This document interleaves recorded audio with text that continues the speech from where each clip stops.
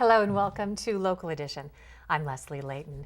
The city of Redlands just balanced its budget, so it's time to check in with the city's mayor, Pete Aguilar, to see how the city is faring now that it's planned on writing those checks, what it's going to pay for, how the city is doing. Welcome. Good to be with you, Leslie.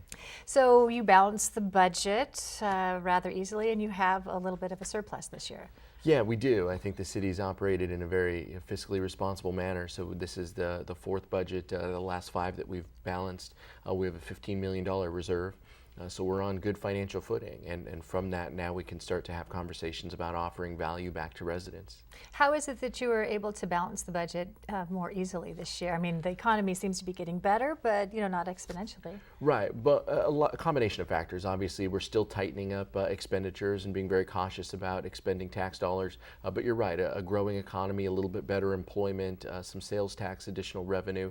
We also renegotiated labor contracts with city employees that did give the city some relief as well. So those are all, it's a combination of factors, but we're off to a good start, and we look forward to a good financially solvent year. Well, speaking of the city employees, a lot of cities are facing budget problems because of their unfunded liabilities with their pension, health care issues.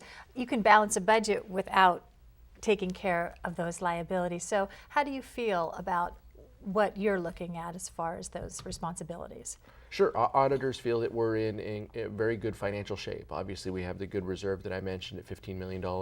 We're honoring the commitments that we've made to future employees, but we're also having very tough, honest conversations with them to let them know future employees may not have the same benefit structure and benefit package that they enjoy.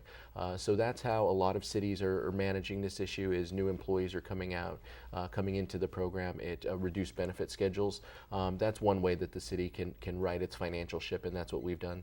What are your priorities moving into this next year? The priorities are, the priorities are balancing the budget and starting to offer that value back to residents. So the city just started a $45 million street infrastructure program.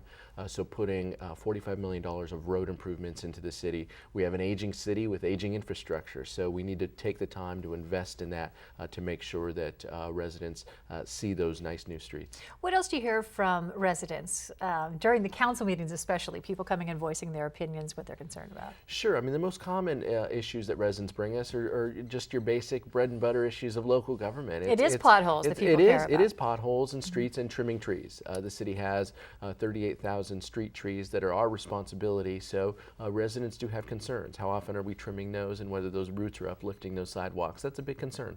You talked about the issues that come with an aging city, and it's not always all bad when you have an aging city. Redlands is celebrating its 125th year. Boy, it's come a long ways. I think it used to just be orange groves and maybe one farmer. Right. They're very, very modest beginnings. But yeah, I mean, the city's still honoring our heritage, and it's our 125th anniversary. That'll culminate with a pair of events, a Veterans Day parade and a city block party in November. But we're just happy to celebrate our 125th and give back to the community. When you look back on the landmark advances as the city has aged, what do you see as the biggest changes?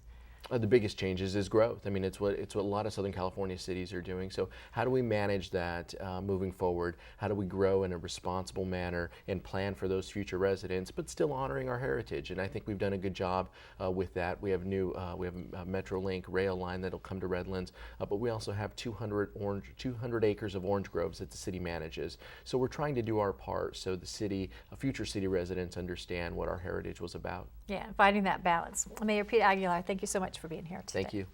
And thank you for joining us. You can always check out additional local editions on Time Warner On Demand and YouTube too. I'm Leslie Leyton.